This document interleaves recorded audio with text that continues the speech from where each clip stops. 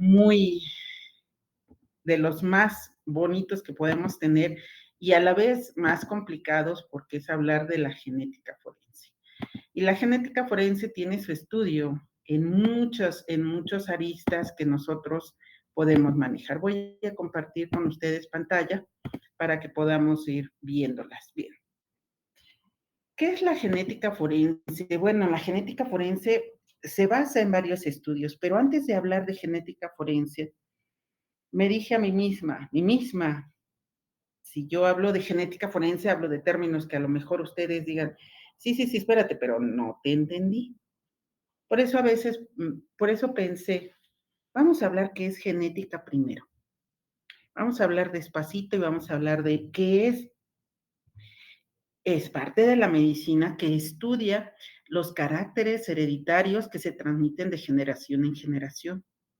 Esto es una parte importante porque nosotros como individuos tenemos cargas genéticas, todos tenemos esa carga genética que heredamos de generaciones. Estas cargas genéticas que nosotros tenemos las heredamos a nuestros hijos, pero nuestros hijos heredan el código genético del 50% de nosotros o mío como mamá, y el otro 50% del padre. Por eso estudia los caracteres hereditarios. Al tener la genética, esta información da algo que se llama genes. Estos genes son las unidades de información que tiene el organismo para transmitir a la descendencia. Por eso cuando nosotros decimos heredamos del 50% del padre y del 50% de la madre, ojo, no nada más es ahí, no se detiene exclusivamente ahí, se hereda, vienen también los abuelos y de los abuelos vienen los hermanos, tanto del lado paterno como del lado materno. O generaciones también viene y de la última generación que nosotros tenemos es de los bisabuelos. Y entonces entramos ahí en materia de que los hermanos de los bisabuelos entran en eso. Y entonces ahí es cuando a veces se preguntan muchas veces cuando se habla de genética, dicen, bueno, ¿y por qué yo soy güerito, de tez clara, con ojos claros, de cabello claro, y toda mi familia no es? Bueno, pues hay que hacer un árbol genealógico para poder identificar qué parte, en dónde vienes heredando esto, porque no nada más es heredarlo de un solo familiar. Por eso cada gen contiene la información o las instrucciones codificadas de las proteínas para que nos den un fenotipo. ¿Y entonces qué sería un fenotipo? Bueno, pues un fenotipo se refiere a los rasgos que nosotros observamos en las personas, el color de ojos. Por eso podemos decir, bueno, si en mis bisabuelos, en algún bisabuelo hay uno que tenga, un hermano de mi bisabuelo tiene los ojos de color, y mi abuelito, un hermano de mi abuelito tiene el cabello rubio, y entonces el color que tengo viene, bueno, pues ahí está la herencia que nosotros como fenotipo vamos a tener. Es algo que nosotros podemos identificar viéndolo, por lo tanto, tenemos algo que también nos va a ayudar a nosotros. ¿Qué nos ayuda a nosotros? Porque nosotros tenemos, esto es lo que vemos por fuera. Ya identificamos por qué somos tan hermosos todos, porque todos somos hermosos. Tenemos una carga hermosa genética y somos un conjunto de células que no debemos de olvidar. Porque genéticamente hablando, esta célula está en el núcleo y en el núcleo tenemos el ADN, que es el gen importante de esta conferencia. Entonces, tenemos un genotipo. Cada genotipo es en cada uno de las ubicaciones que nosotros vamos a tener en nuestro código de información, vamos a darle diferentes letras.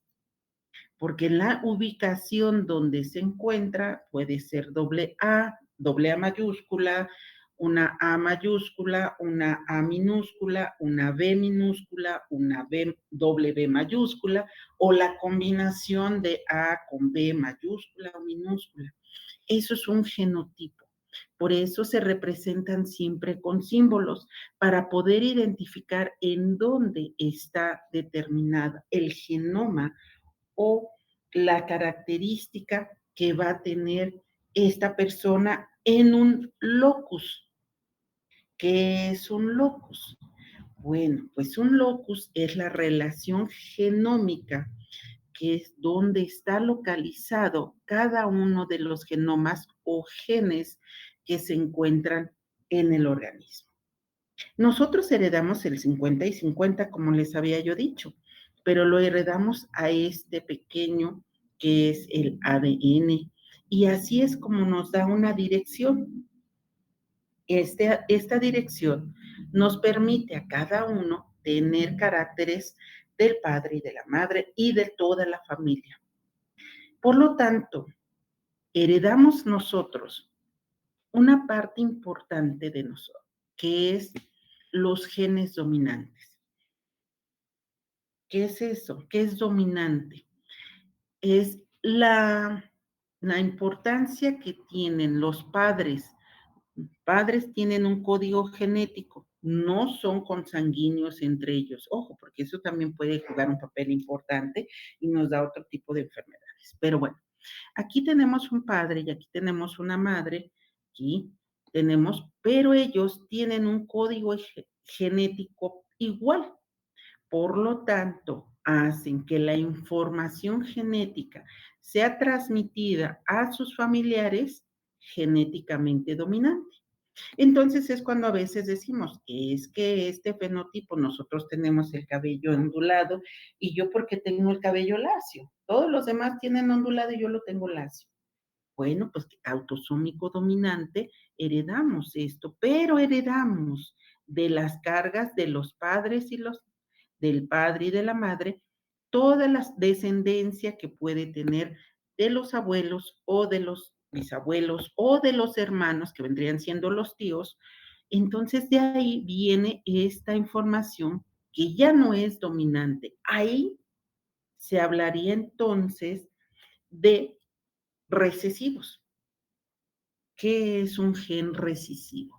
Un gen recesivo es aquellos padres que no tienen la misma carga dominancia o no tienen la dominancia juntos, pero están diferentes. Vean ustedes que al momento tienen la mamá tiene una información, el papá tiene otra información, pero dentro de eso tienen un gen recesivo cada uno de ellos, que al heredarlo a uno de sus hijos, este puede heredar genéticamente dominante algún rasgo o, en su defecto, alguna enfermedad. Por eso puede suceder que si ustedes ven esta diapositiva o esta pequeña imagen que yo les coloqué, pueden ver que tiene un gen dominante aquí, que es el color azul, y un gen dominante de color verde. Y los otros dos hijos tienen genes parecidos al papá y a la mamá. Por eso son recesivos. No se heredan 100% a los hijos, se hereda una parte.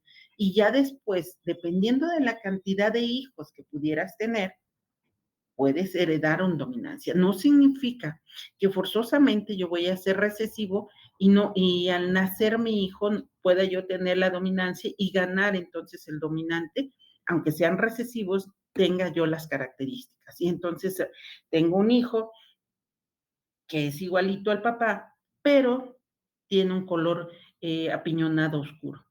Entonces es oscuro, es morenito. Entonces dicen, pero ¿de dónde lo heredaron? Bueno, pues esa dominancia la heredó el padre, aunque tenga la fisonomía del padre, pero no tenga la tez clara.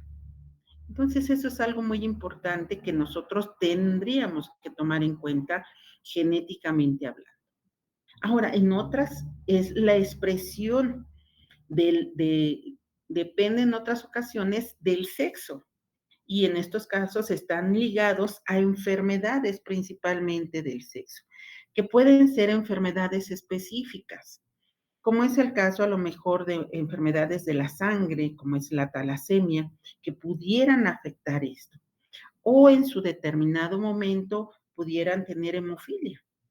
En casos, por ejemplo, ya enfermedades más específicas, recesivas, podemos hablar una fibrosis quística. ¿Qué es una fibrosis quística? Bueno, pues es una enfermedad caracterizada por la falta de producción de proteínas y estas proteínas se encuentran principalmente en los pulmones o en el aparato digestivo y hacen imposible poder secretar o poder hacer que los pulmones trabajen adecuadamente y tengan una incapacidad respiratoria y eso lleven a la muerte a tempranas edades. O, por ejemplo, en casos muy específicos de enfermedades dominantes, hablamos, una de ellas y que de las enfermedades más frecuentes es, por ejemplo, la enfermedad de Huntington. ¿Qué es eso?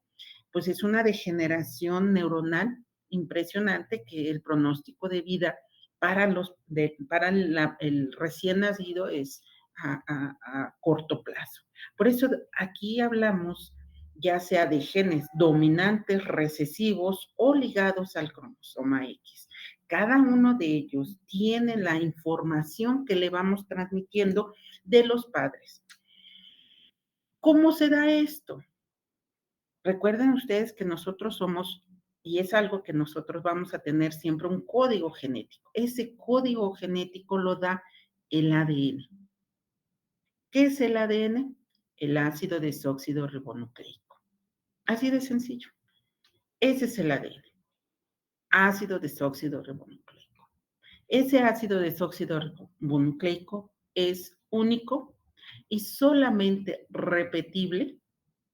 Por eso que cuando hablemos de genética forense, nosotros nos basamos en que es único y repetible solamente en gemelos homocigotos. ¿Qué quiero decir con homocigotos? Iguales. Dicigotos son todos aquellos que nacen de diferentes bolsas y entonces tienen sus características físicas diferentes. Ahí esos son totalmente dentro del punto de vista del ADN, tienen diferente ADN. Pero los gemelos homocigotos iguales en todas sus características físicas, esos siempre van a tener el ADN igual. Es lo único. Por eso en la genética forense siempre se dice, el ADN es único e irrepetible. No se puede repetir en otra generación o en otra persona. Podemos tener rasgos parecidos, de acuerdo a las investigaciones que han tenido ahorita, se dice que nosotros podemos tener en alguna otra parte del mundo una persona exactamente parecida a nosotros. Y eso se da porque ya la cantidad de multiplicaciones que se tienen o rasgos físicos que se tienen, ya podemos tener una o dos personas parecidas a nosotros en otra parte del mundo, pero no del ADN. El ADN es una multiplicación celular, es un código que tiene más de miles de millones de códigos que por eso lo hacen tan confiable y que nosotros, cuando lo investigamos o cuando se investiga en un hecho delictivo, podemos tener la confianza de decir que efectivamente esa es la persona. Otra de las cosas importantes es que el ADN es una molécula que almacena las instrucciones que permiten el desarrollo y funcionamiento de los organismos vivos. ¿Y por qué les puse esta diapositiva o este comentario? Porque muchas veces se piensa, el crimen organizado dice, bueno, yo quiero que me modifiques el ADN o que lo cambies para que no sea yo identificado como tal, como persona por medio de esto, por el medio del ADN. Entonces, el ADN tiene la función para mantenerte vivo. Por lo tanto, si tú modificas tu código de información genética, por ende, estás hablando de que la muerte de la célula.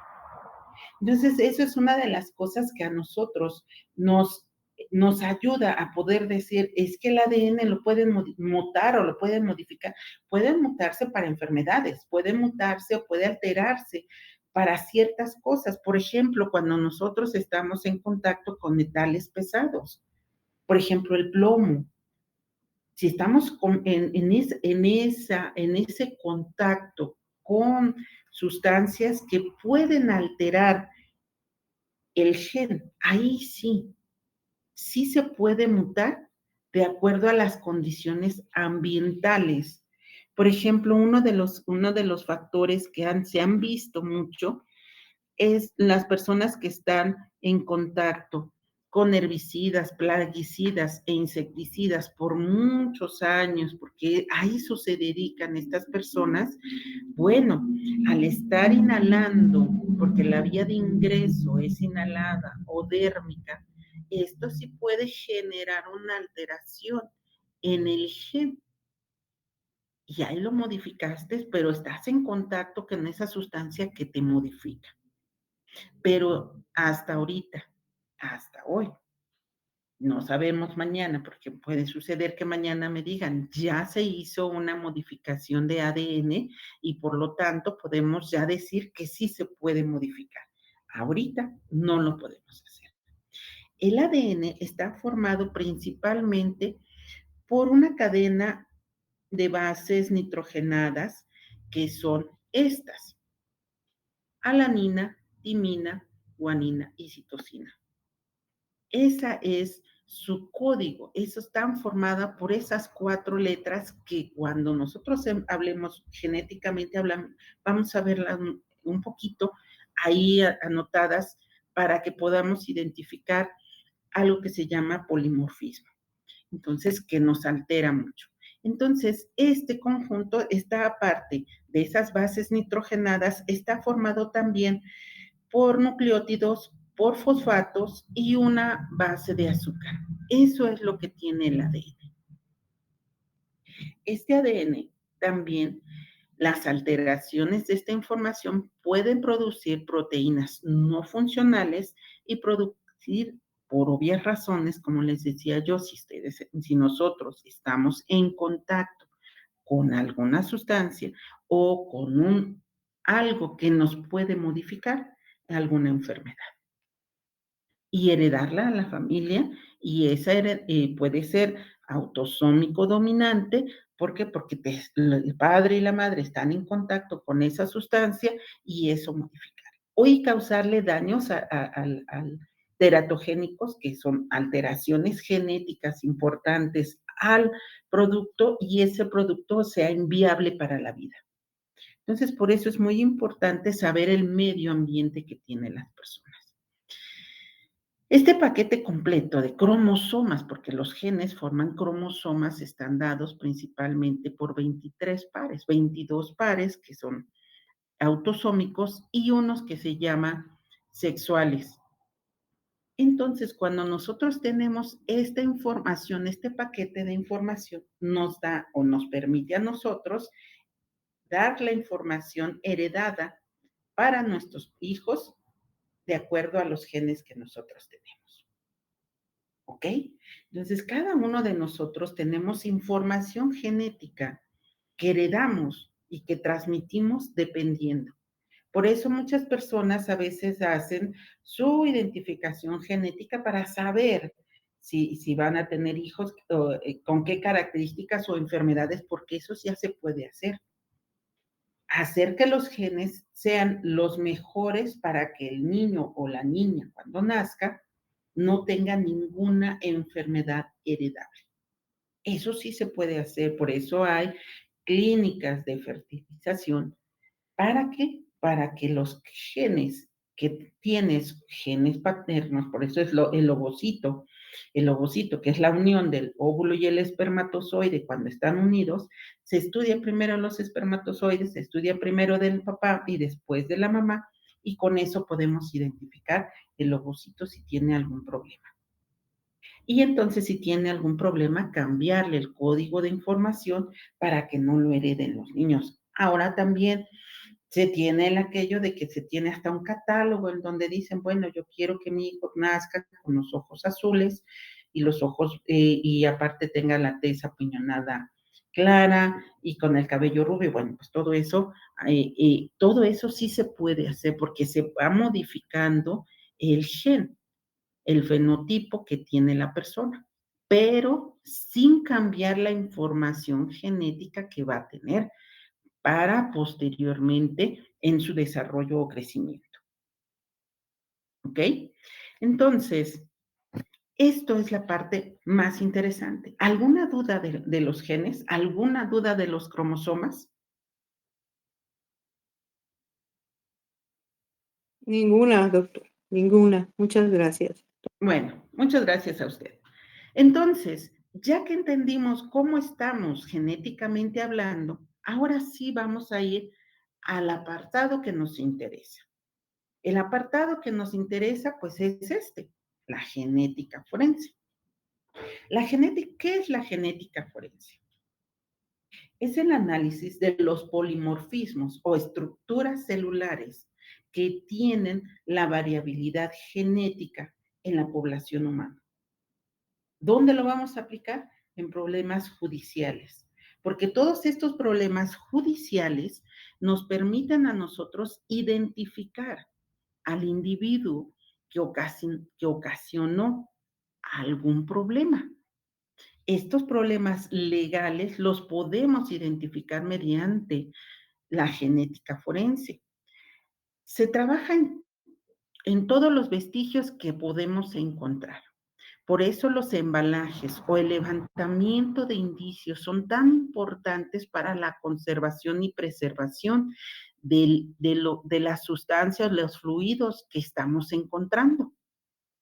Estos vestigios biológicos del humano son básicos para que con técnicas de laboratorio se puedan identificar. Entonces, ya que identificamos, ¿qué es lo que identificamos nosotros? Pues bueno, nosotros identificamos desastres naturales cuando se tienen esos desastres en los huracanes que suceden mucho y que en determinado momento no se sabe cómo podemos identificar a la persona o las osamentas o los cadáveres que son irreconocibles por el hecho de la naturaleza, otros son accidentes automovilísticos, accidentes de tráfico que, por ejemplo, suceden en carreteras en donde no solamente hay un solo auto involucrado o dos autos, sino se hace una carambola. Entonces, esa carambola nos hace que los primeros carros que sufrieron los accidentes queden muchas veces irreconocibles. Entonces, se necesita saber cómo identificarlo. Ojo, no se necesita una cantidad de sangre impresionante. Necesitamos una cantidad mínima para que nosotros podamos identificarlo. Entonces, por eso hay derrumbes de edificios o en ataques terroristas en donde haya explosiones, donde haya algo que ocasione que haya múltiples muertes y que se necesite y que no haya manera de poder identificar porque las condiciones que llevaron a este hecho no son nada más para llegar y decirlo, lo reconoces con el reconocimiento, sino forzosamente con el ADN. Cuando nosotros hacemos esto, necesitamos conocer dos partes importantes, dos tipos de muestras que nos dan importancia para nosotros, que son muestras indubitadas y dubitadas. ¿Qué quiero decir con esto? Que cuando yo tengo un hecho sanguíneo, un hecho de sangre muy impresionante, yo ya estoy conociendo a las personas, entonces esas son indubitadas. Esas son las que se conocen de quién pertenece. Como yo conozco, o como haya un derrumbe, hay accidentes de aviones, por ejemplo, que se estrelló un avión y hay múltiples cuerpos, entonces los familiares dejan las muestras. Estas son sus muestras indubitadas. ¿Para qué? Para que yo pueda cotejarlas con las dubitadas. Las dubitadas son todas aquellas muestras de procedencia desconocidas. Y entonces, ¿qué queremos conocer con estas? Pues queremos conocer principalmente la coincidencia que puede haber con ella. Esa coincidencia que puede haber nos hace de las muestras indubitadas para poder conocerlas. ¿Quedó entendido? Por eso es muy importante que en estas muestras dubitadas e indubitadas sabemos de las indubitadas de quién vienen. ¿Para qué? Para que se hagan las confrontas y podamos identificarlos. Y una vez identificados podemos decir, esta es la persona. ¿Ok? ¿Cómo podemos hacer esto? Bueno, también podemos hacer con muestras no humanas. ¿Por qué? Porque muchas veces en sitios, ya saben, ahí tenemos en lugares, hay lugares en donde podemos decir que hay cuerpos en un lugar abierto, en un terreno baldío se encontró un cadáver, bueno, es un lugar abierto. Tenemos en un lugar cerrado, en una casa se encuentran varios cadáveres, o en un lugar mixto en donde está entre un techo y paredes, pero está abierto el espacio. Bueno, podemos encontrar vestigios, sobre todo en los espacios abiertos, vestigios de sangre, porque muchas veces el lugar de los hechos no es lo mismo que el lugar de intervención a donde se encontraron el cadáver. El lugar de hechos puede suceder en un lugar y el lugar de intervención sea otro. Entonces podemos encontrar que hay sangre escurrida o proyectada en las plantas o hasta en las mismas mascotas podemos encontrar sangre. O en los mosquitos. Esta es una de las clásicas que a veces, si ustedes han tenido oportunidad de ver en algún programa de ciencia, que hablan mucho, por ejemplo, es que en donde encontramos el cadáver vimos que tenía un piquete de mosco y encontramos el mosco. Entonces le voy a extraer la sangre. Recuerden que el mosco, no, el que pica es la hembra. Entonces le vamos a extraer a esa hembra la sangre para estudiarla. Entonces, ¿cuántos mililitros necesitamos? No necesitamos mucho, poquito, menos de 5 mililitros, perdón, se necesitan de sangre para poder hacer esa prueba. Claro, se tiene que manejar con sumo cuidado y cautela para poder hacer la tira cromosómica de todos los pares. ¿Por qué? Porque estamos conformados de pares craneales, de pares de cromosomas, ya sean X o Y. Entonces, por eso es muy importante saber. Otra, cuando encontramos en seres humanos, bueno, pues en seres humanos, la más importante que nosotros de los fluidos corporales que nosotros vamos a tener, pues es la sangre. Esa es básica para nosotros. Con que encontremos una gota seca o fresca, no va a haber ningún problema. Podemos identificar el tipo de sangre, el grupo IRH y saber todos los componentes que podemos encontrar. Ahorita lo vamos a ver.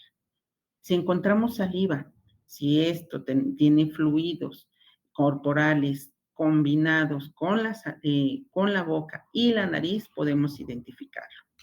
Obviamente, en casos de esperma, eso es 100% identificado, sí podemos encontrarlo en el lugar. Por obvias razones, el pelo, pero necesitamos el pelo y tenemos que tener la raíz. Si encontramos un pedazo de cabello incompleto, no nos sirve. Tiene que tener la raíz o el bulbo para que ahí se tenga la sangre. De lo contrario, no nos sirve. Cualquier tipo de tejido, ¿ok? Cualquiera. Tenemos diferentes tipos de tejido, ya sea el tejido nervioso, tejido conjuntivo, tejido epitelial o tejido muscular.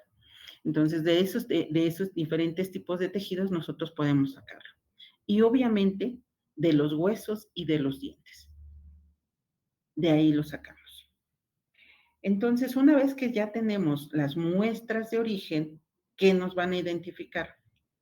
la resolución biológica de los crímenes, que sea el caso que nos está competiendo aquí, o en casos de que estamos dudando de la paternidad. Recordemos que ahorita ya no es necesario hacer la determinación hasta que el niño nazca. No, se hace por sangre y una muestra de sangre de la mamá y se hace una muestra del papá nada más en los carrillos con la saliva y con eso se determina, no hay ningún problema. Ya no es necesario hacer o puncionar el líquido amniótico, hacer una amniocentesis, sacar el líquido amniótico y poner en riesgo el embarazo de la mujer, ya no es necesario. Ya con eso es más que suficiente. Ahora, cuando se tiene ataques animales, obviamente cuando se encuentran cadáveres, osamentas incompletas, se sabe muchas veces que fueron mordidos o pueden ser mordidos por animales. Bueno, entonces se tiene que investigar la procedencia de esa sangre que se encontró, si es sangre humana o sangre animal. Una de las cosas importantes es que la sangre animal no tiene glóbulos rojos. Los glóbulos rojos que ellos tienen no son iguales a los glóbulos rojos del humano. Entonces, esos glóbulos rojos con eso se determinan inmediatamente. En otros casos, también podemos identificar si hay tráfico de especies, bioterrorismo o identificación de la composición de alimentos fraudulentos, que eso también entraría dentro de otro ramo de la genética. Pero los más importantes para nosotros en el ámbito forense es la resolución biológica de crímenes y los análisis de paternidad. ¿Cuántos tipos de ADN tenemos? Bueno, pues ustedes van a decir polimorfismo mitocondrial, cromosoma Y, cromosoma X y autosomal. Bueno, el primerito, el más importante que nosotros tenemos, pues es uno que nosotros conocemos como el ADN celular. ¿Qué es el ADN celular? Si hace un ratito les decía que el ADN está conformado por adenina, guanina y timina y que tiene fosfatos, azúcares y nucleótidos, estos componentes son básicos para formar el ADN celular. Esto permite la replicación, ¿sí? Que es un proceso mediante el cual una molécula de ADN genera otra idéntica a sí misma. Y por eso tenemos el ADN mitocondrial, celular, perdón. Ese ADN celular es el primer método genético forense que nos hace identificar a la persona con mayor facilidad. ¿Por qué? Porque la replicación celular nos dice, bueno, tiene cromosoma X, cromosoma y tiene sus 22 pares. Entonces, eso es básico para nosotros en el ADN celular. El ADN celular debe de tener siempre sus células idénticas.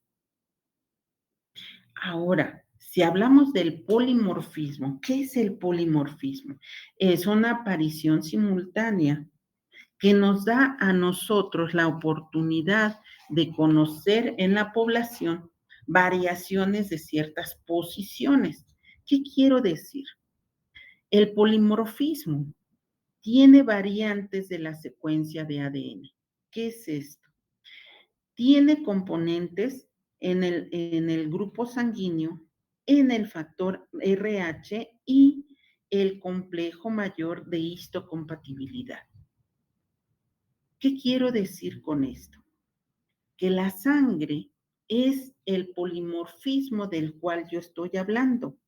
El grupo sanguíneo son creados por las moléculas presentes en las células rojas de la sangre.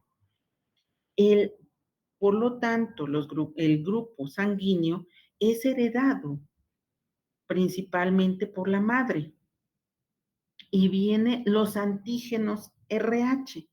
El RH positivo o negativo es heredado del padre. Esa es una de las cosas importantes que nosotros nos da el polimorfismo. Entonces, cuando nosotros tenemos grupo IRH, pues es uno de los componentes importantes y básicos que nosotros vamos a identificar desde el principio. Antes que otra cosa de la sangre, vamos a identificar el grupo IRH. ¿Sí? ¿Que cuántos grupos IRH tenemos? Bueno, pues acuérdense ustedes que tenemos el A, el B, el AB y el O. Eso es positivo o negativo. Ahí lo heredamos. Y ahí siempre vamos a tener unas variaciones importantes. Vean ustedes, tiene que tener una secuencia. Esta secuencia, vean, alanina, timina, guanina, citosina, alanina, citosina, guanina, timina, alanina. Entonces, esa es una secuencia. Las secuencias nos dan a nosotros un complejo de mayor histocompatibilidad. ¿Qué es esto? Están principalmente implicados en la diferenciación de lo propio y lo ajeno del sistema inmunitario. ¿Qué quiero decir? Yo tengo mis características, mi forma, mi fisonomía que debo de tener, pero padezco una enfermedad inmunológica. Mi sistema inmunológico no trabaja adecuadamente por las circunstancias que mi código genético no me lo está dando. Entonces, esa información genética da como resultado una enfermedad. Y por lo tanto, yo ya puedo identificar que esa persona tiene una enfermedad derivada de la sangre. Recuerden que la sangre está conformada por 4 componentes importantes: glóbulos rojos, glóbulos blancos, plaquetas, plasma. Entonces, cuando nosotros tenemos esos componentes, a nosotros nos ayuda para poder identificar qué enfermedades pudiera tener la persona. Y esas enfermedades nos dan a nosotros la oportunidad de decir, esta persona padece esta enfermedad. Estos polimorfismos tienen que tener siempre secuencias relevantes para que haya una cantidad de factores distribuidos en los cromosomas humanos. Por lo tanto, cada uno de ellos debe de estar bien conformado o darnos a nosotros la información que requerimos. Esta información está dada, vea, por la repetición de un poliformismo. ¿Qué es esto? Vean ustedes. Esto. Esta multiplicación, este polimorfismo puede tener repeticiones de 2, repeticiones de 3, que van dando la idea de cuál es la enfermedad que puede padecer la persona.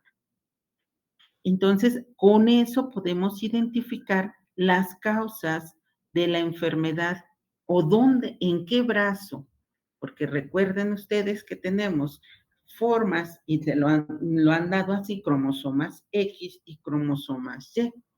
Podemos saber que estas alteraciones están en el brazo corto del cromosoma Y o en el brazo largo del cromosoma X.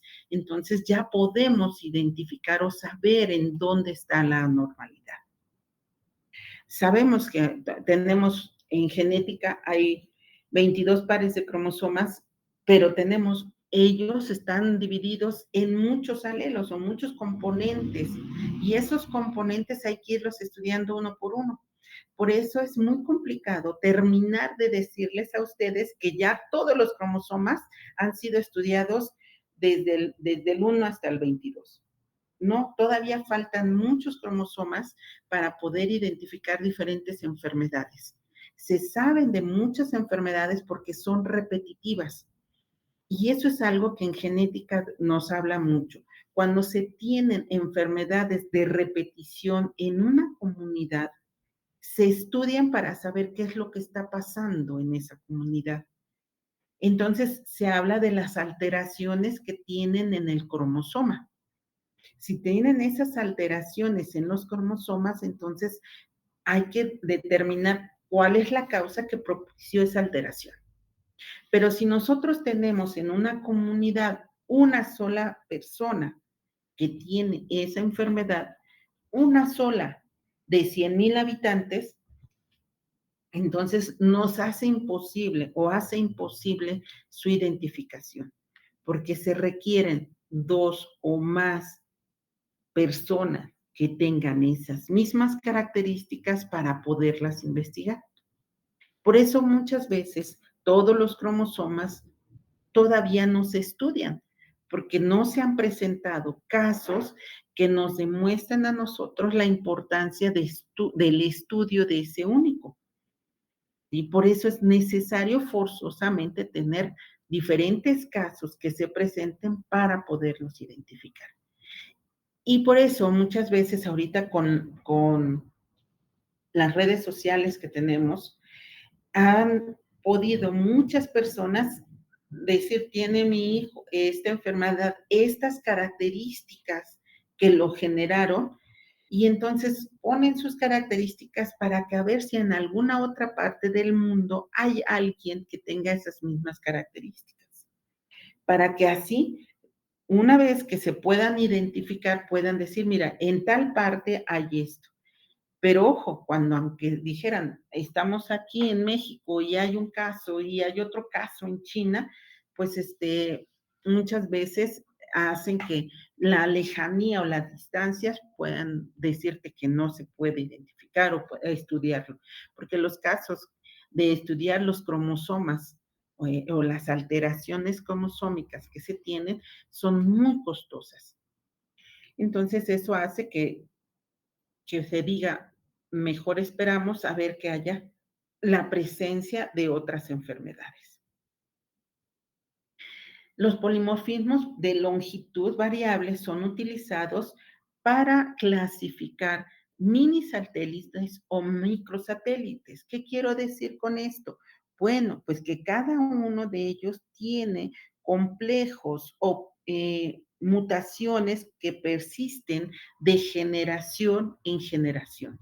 Por eso los polimorfismos pueden ser mini satélites o microsatélites, estudiados en cada una de sus hélices de los cromosomas para poder saber dónde se encuentra. Una vez identificado esto, podemos también determinar que exista hipervariabilidades o no. ¿Qué es esto? Son zonas en donde la maternidad utilizada aquí entre los sujetos está afectada. Y ahí entraríamos en otro tipo de identificación. ¿Cuál es el tipo de identificación que nos faltaría acá? Pues el ADN mitocondrial. Esta. Por eso entra dentro de esto. El polimorfismo genera o va hacia la madre. ¿Y entonces qué es el mitocondrial? Pues el ADN mitocondrial es una pequeña célula en forma circular que codifica un número limitado de proteínas y de aminoácidos indispensables para transformar la energía. Pero ¿qué tiene de importancia el ADN mitocondrial? Porque resulta que el ADN mitocondrial solamente se encuentra una célula de mitocondria en la célula. En solamente hay otras estructuras que pudieran tener más de 2 o 3 mitocondrias y solamente están en el corazón y en el músculo esquelético. Es en las únicas 2 estructuras diferentes que podemos encontrar más mitocondrias. ¿Por qué? Porque el músculo, tanto el cardíaco como el esquelético, necesitan mayor energía y esa energía está dada por el adenosintrifosfato que está en los músculos, en el músculo estriado principalmente, y el corazón se maneja de otra manera, es independiente, pero necesita generar energía. Por eso la energía la genera la mitocondria, pero es heredada exclusivamente de la madre.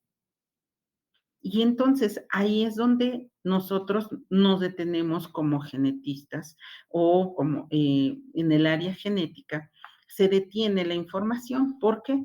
Porque si ustedes han leído los casos, el caso de Ayotzinapa, cuando empezaban a hablar de él y que decían que habían encontrado cenizas en un tiradero cerca de un río, si más o menos no me equivoco, si no me equivoco la información.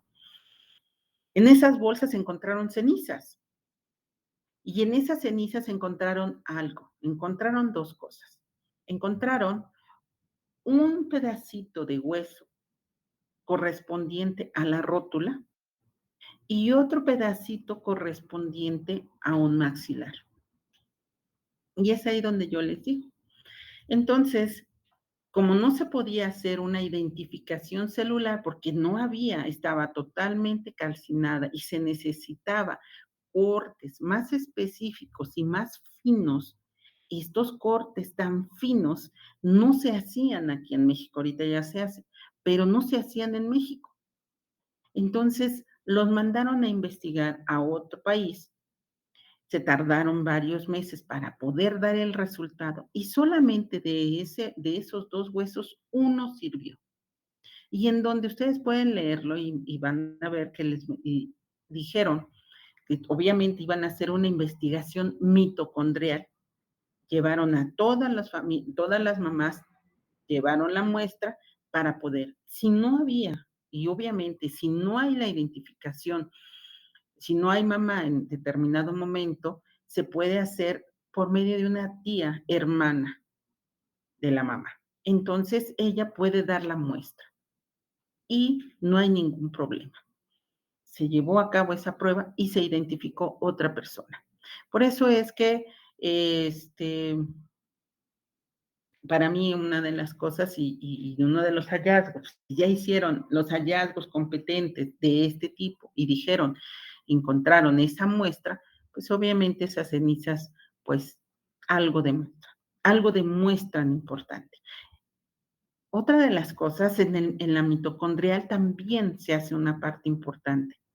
Cuando los padres o la pareja no puede, la mujer no puede embarazarse, se hacen estudios de la célula.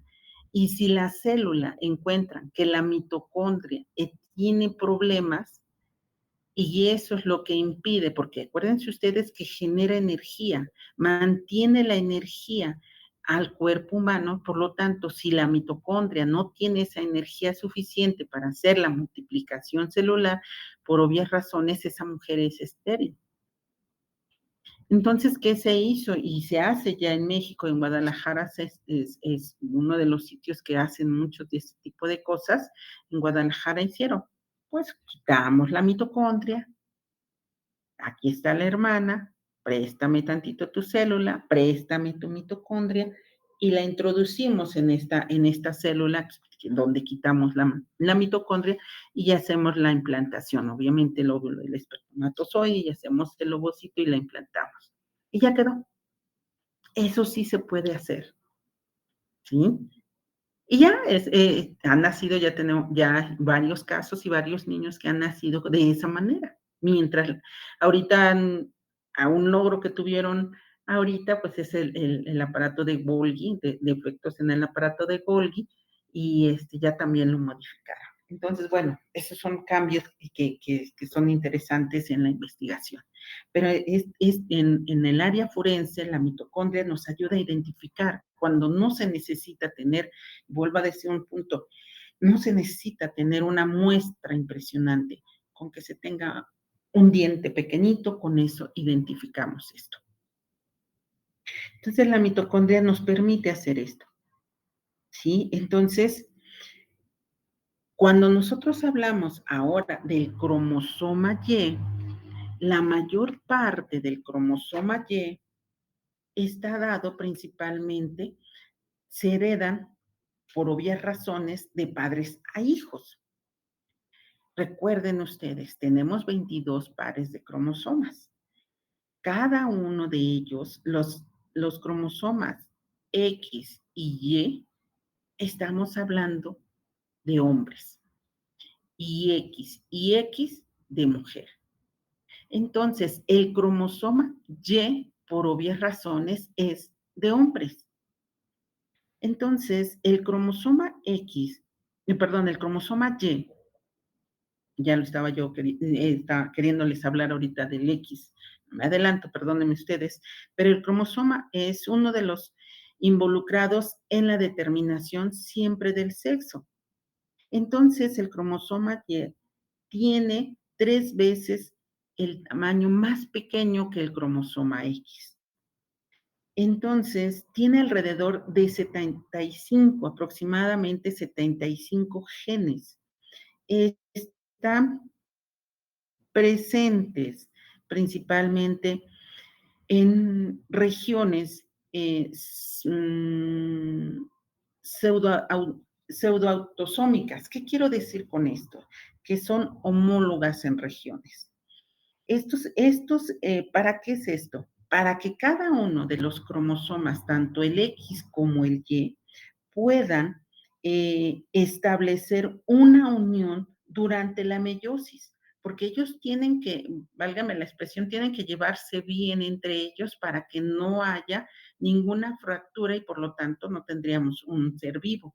Tienen que hacer estas mutaciones o estas, perdón, pseudoautosómicas o estas regiones de cromosomas X que permitiendo que cada uno de los cromosomas puedan establecer uniones durante la meiosis e intercambiar el material genético entre ellos.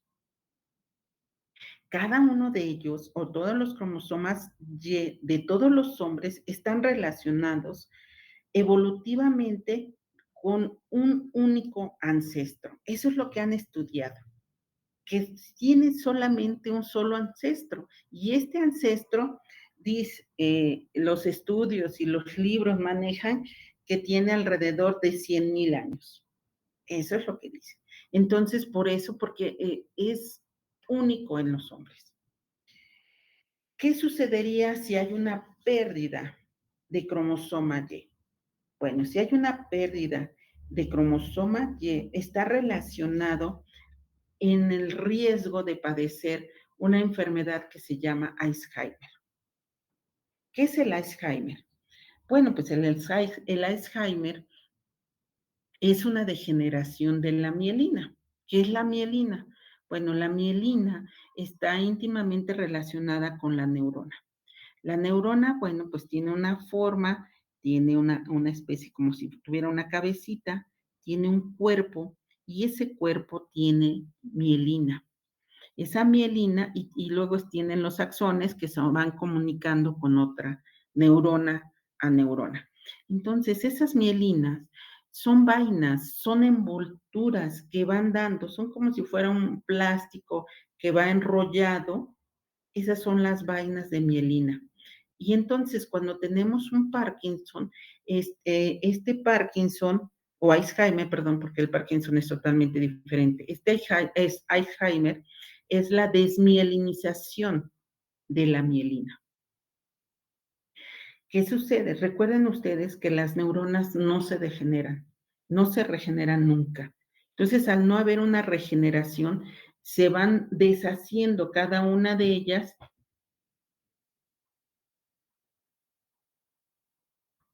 Entonces, van degenerándose, van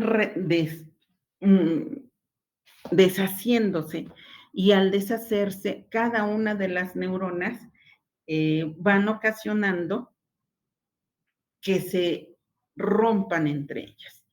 Entonces, como no hay una regeneración de ellas, ocasiona que la neurona se muera. ¿Y qué sucede?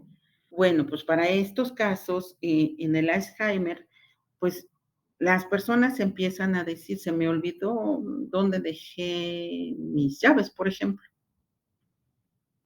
Empiezan con olvidos muy pequeñitos. Esos olvidos pequeñitos son imperceptibles. Doctora, Mande usted. perdón que le interrumpa. Lo que pasa es que están escribiendo en el grupo y menciona Luisa que son 23 pares de cromosomas y que usted menciona 22. Sí, porque tenemos 22 pares compartidos, 22 pares y un sexual. Entonces son 22 pares Gracias. y el par cromosómico, el 23, es totalmente sexual.